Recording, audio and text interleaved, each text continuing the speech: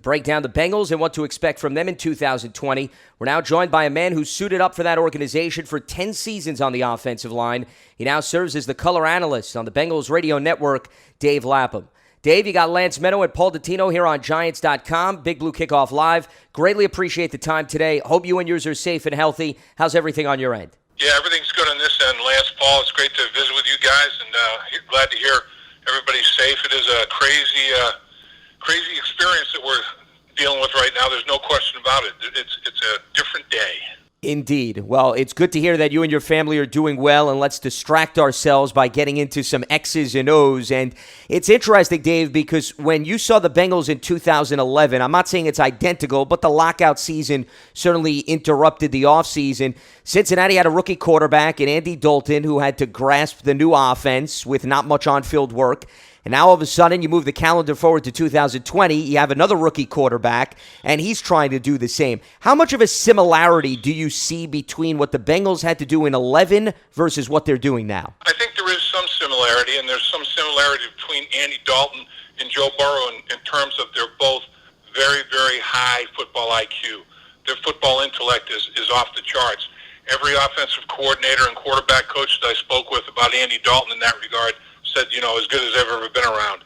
So, and Joe Burrow has got a reputation for the same thing.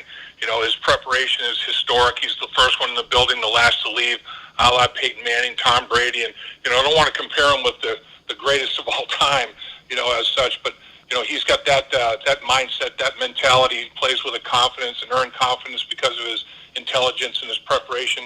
The difference between 2011 and this pandemic we're going through, though, is in 2011 the players could work on their own. There was a lockout, but Andrew Whitworth coordinated the offensive football team. Domata Peko coordinated the defensive team. They got everybody together, and they worked out, individually and did team drills and then ran plays, that those guys knew from an installation standpoint prior. So Andy Dalton didn't go in totally cold, and neither will Joe Burrow because of, what they're doing with the virtual Zoom meetings and everything that's going on. So he's getting the mental reps. The biggest difference is he's not getting the physical reps, the timing. A.J. Green was drafted with Andy Dalton. A.J. Green and Andy Dalton worked out together at these workouts that I'm speaking of, as well as the veterans and other rookies. And that those physical reps, I think, are really, really big in terms of where does he like the football, what does the route really look like when he's running it as opposed to just an arrow on a grease board kind of thing. So I think that the physical part of it, coaches not being able to get their hands on players not being able to take the physical reps. And, as a former player, those physical reps are huge. Those physical reps breed comfort level and give you confidence in your performance. So there's a lot of catch-up to be done in that regard. Dave, from afar, I see another stark contrast, and I don't know how much of an impact it makes, but Bruce Gradkowski was a veteran of several years to kind of tutor or big brother Dalton when he got to the Bengals, although maybe they didn't have a great relationship, I don't know, but he certainly had experience that the rookie could lean on. The case this year with the Bengals, Ryan Finley and Jacob Dolegala, between those two guys, they're as green as lettuce and celery, having only gotten to the team last year. There's no grizzled veteran for Burrow to go to. Is that much of an issue? That is an issue in my opinion. Not having the sage veteran presence in the quarterback room. But the Bengals believe that Zach Taylor played the quarterback position. Callahan, the offensive coordinator, played the quarterback position. The quarterback coach played the quarterback position. Hell, even Mike Brown played the quarterback position when he played at Dartmouth. So they feel like they have enough quarterbacks, on the coaching staff, and they're all going to feel like they have some sort of input, some sort of a hand in the development of Joe Burrow. And they also feel that Joe Burrow's individual presence and his maturity. The kid's 23 years old. He's older than Mahomes. He's older than Lamar Jackson. I mean, it's not like he's a spring chicken as such with a redshirt year, 5 years in college football, and then putting together the best year in the history of quarterback player, almost any player in college football last year. So I think they feel his presence is very, very mature and developed. Comes from a football family. His dad was a great player.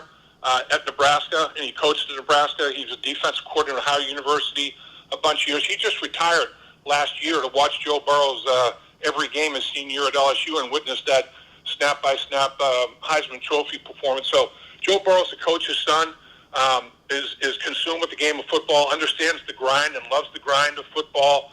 So I think they feel for a lot of reasons that they can that can be overcome.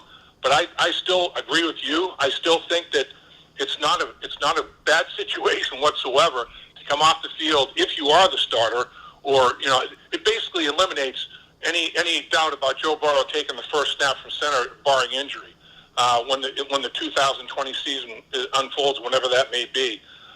So it is. It's going to be an interesting dynamic, and that's why they were hopeful potentially that Andy Dalton might decide, if the market was not strong out there and he didn't like something that he saw out there in free agency, that he would come back, for a year, like he's doing with Dallas, come back for a one-year contract and be that guy for Joe Burrow. But he decided to take the opportunity with the Dallas Cowboys. He lives in Dallas, doesn't have to move his family, and go from there. Dave, I'm glad you brought up the offensive line because, as you mentioned, it was very up and down last season. 48 sacks allowed between Dalton and Finley, and that's not necessarily just the offensive line. Sometimes it certainly falls on the quarterback, but for Joe Burrow to succeed, he's certainly going to need time to survey the field.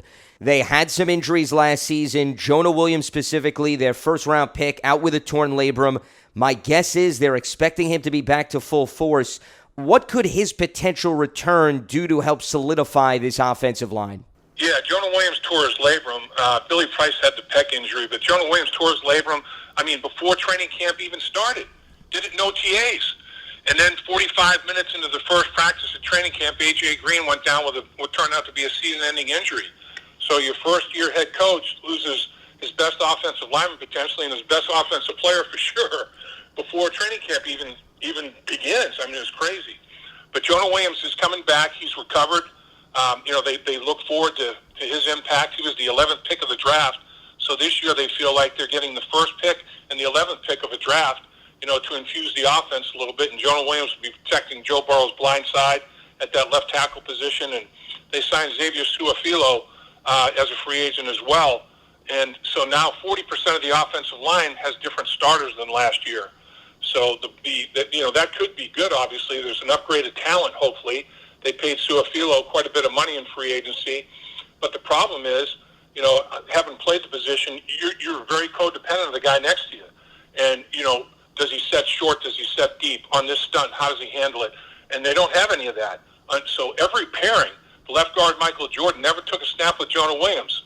Xavier Su'a-Filo never took a snap next to center Trey Hawkins or next to tackle Bobby Hart, if indeed he's the right tackle. So you have some newness and uncertainty that goes on there, and that's why missing OTAs and mini camps and potentially training camps if they don't report on time, a good part of training camp, that's a tough dynamic. But I think talent-wise, there's no question that the offensive line, I think, is a much better group than they were last year. Michael Jordan is a second-year player who took some lumps early his rookie season, really came on as the season progressed. He started to play really well. He's a massive human being. He's got some athletic ability, some potential there. The big question is it Bobby Hart at right tackle, who you guys know quite a bit about. They picked up Fred Johnson from the Pittsburgh Steelers off of waivers, a guy that didn't play football till his senior year in high school. He was a basketball player. Big, strong kid, athletic kid. They like him. He started the last couple of games last year and made himself some money in so doing. So I think they feel that the offensive line is going to be better, but still miles to go before they rest. There's no doubt about that. Well, let's go to the rest of the passing game, Dave. T. Higgins comes to this team in the second round, and I think a lot of folks thought he would be maybe even as high as a late first-rounder. How happy and surprised were the Bengals to get him where they got him, and how much of an impact do you think he can make immediately, given, again, the fact that the pandemic is forced virtual learning? Yeah, that's a big question. How much is he retaining? You're hoping that he's retaining quite a bit. But T. Higgins being the 33rd pick of the draft, they do view him as a late first-rounder. He slid out of the first round. The Bengals, unfortunately, they earned the first pick in every round of the draft, not just Joe Burrow with the first pick in the first round, but the first pick in every round. And they got a slider as such. Whoever they had rated highest on their board that slid out of the first round they were going to jump on, and T. Higgins was the guy, in their opinion, that they felt like they should go with. And when you look at this is an interesting scenario. In 500 combined starts by rookie quarterbacks taken in the top 5 during the common draft era, which is from 1967 on, no quarterback has played with 2 players with multiple 1,000-yard receiving seasons and a player with multiple 1,000-yard rushing seasons. Joe Burrow is going to be the first to do that. A.J. Green has 6. Tyler Boyd has 2. Joe Mixon rushed for 1,000 yards 2 different times. So the cupboard's not bare. You know, if A.J. Green is healthy, I mean, the problem is he's missed, a season and a half of the last 2 seasons due to injury. But if Tyler Boyd, A.J. Green, T. Higgins, John Ross, who's a top 10 pick when he came out, he can't stay healthy. If, in fact, all these guys are on the football field, Joe Burrow's got some weapons to utilize. So I think T. Higgins fits that mix real well. He's big physical receiver, high points to football, 50-50 catches are more like 75-25 with him. He wins so many of them. They're really impressed with him. They like him as a player. So I do think they feel pretty good about their 5 skill guys, whether it be Joe Mixon, Giovanni Bernard, another running back that gives them some versatility and multiplicity. So they feel pretty good about their 5 or 6 skill guys. The key, once again, well, the boys up front, give them time to operate. You can have Hall of Famers, but if they don't have time to do what they want to do, it's a moot point. Well, and Dave, you also brought up the health factor, and that's actually something that we talk about with the Giants personnel groupings, too. They have plenty of guys with upside. The problem is, can they actually stay on the field for double-digit games? And you brought up A.J. Green, and you brought up John Ross. And Ross, they decided not to pick up his 5th-year option, partially, I'm sure, because he couldn't stay healthy. In the event that there are setbacks with those 2 guys, how good do they feel about some of the options on the back end of the receiver depth chart, and specifically, Dave, the tight end position? Because I know Tyler Eifert also dealt with injuries, but he's no longer in the picture anymore. So can a guy like C.J. Uzomah be that number 1 true force at the tight end position this season? Yeah, I think they're expecting that to be the case. And they drafted Drew Sample in the 2nd round out of Washington last year, and he got hurt. You know, he missed the last 6 or 7 games. This kid was the number 1 rated blocking tight end coming out of college, and he's adept enough receiver, route runner, receiver of the football. They think Drew Sample's going to make a monumental jump from year 1 to year 2. And I can attest to the fact that from your rookie year to your 2nd year, you do usually make the biggest jump, because your rookie year, I mean, you don't know what you don't know. You're just trying to absorb everything, learn what you possibly can. Year 2, you have a whole year under your belt. If it's the same coaching staff, you know their expectations. They know what you can and can't do. And that 2nd year, you usually make some sort of a jump in terms of performance. And I think Drew Sample, he's got the same head coach. He's got the same position coach. I think they're expecting him, the same coordinator. I think they're expecting him to make a jump. He does have a different quarterback, but I think this quarterback's going to utilize the tight ends. He's going to utilize everybody. That's if they do run tight ends, because at LSU, Joe Brady, who they got from the Saints, he went in there and said, look, you're smart like Drew Brees. We're going to spread the field with 5 receivers. I mean, we're just going to spread people out. We're going to have 5 offensive linemen, 5 weapons for you, and you're the quarterback. If they rush more than 5, that's yours. You have to either make a miss or get the ball out of your hand before he gets there. And he was unbelievable, creating extending plays, making people miss if they did pressure with more, or making quick reads and hitting receivers in stride and getting yards after catch. So I think they do feel that they've got enough weapons, but time will tell. I mean, it's unproven, obviously. I mean, they're putting their cards on players that don't have a lot of experience. There's no question about it. It's funny, Dave. A lot of teams nowadays go to a 1-2 punch in the backfield with their running game, and they kind of split up the carries a little bit, but not so with the Bengals. Joe Mixon's the bell cow. Does he continue to be the bell cow this year, and how much of a benefit is it for Burrow to have a guy like that back there? Yeah, I think he is going to be the bell cow. A.J. Green and Joe Mixon, I know they're talking to both of them about contract extensions. A.J. Green hasn't signed his tender yet, but July 15th is the magic date, obviously, in terms of being a franchise player. And Joe Mixon, they'd like to extend his contract if they possibly can. He is the guy. They really think he's He's a premier running back. In fact, the second half of the season, the Bengals were 6th in the National Football League running the football. And when you consider they finished dead last, that tells you how bad they were the first half of the season. I mean, they were just, it was brutal. And they changed their blocking patterns. They went to more man schemes than just inside-outside zone. They were pinning and pulling, blocking down with linemen and pulling, other linemen and creating more space and lanes for Joe Mixon. And he really responded. And he's a hell of a player. I mean, he can catch it. He's good in blitz pickup. He's definitely the bell cow. And he's also another guy that leads with his enthusiasm. I mean, he's one of those guys the Bengals feed off of his energy, and he's a big-time energy provider. We're talking with Dave Lapham. You can hear him as the color analyst on the Bengals radio network as the Giants will visit the Bengals in Week 12 on November 29th. And Dave, I want to switch over to the defensive side of the ball, and the numbers, as you well know, were not very pretty last season. New scheme, new defensive coordinator.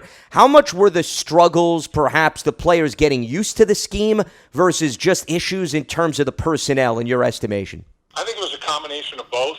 I think the personnel obviously was a major issue, and they've basically they've restructured this offense through the draft and free agency. I mean, there could be as many as 5 or 6 new starters on this football team defensively, as well as offensively. We talked about Jonah Williams, Xavier Su'a-Filo, Joe Burrow, C.J. Uzomah. I mean, there are some new starters there. Defensively, though, I think it was an adjustment to the scheme. It was fitting the scheme to the personnel and not force-feeding personnel. Don't put a square peg in a round hole. Don't force-feed personnel that can't do what you want to do.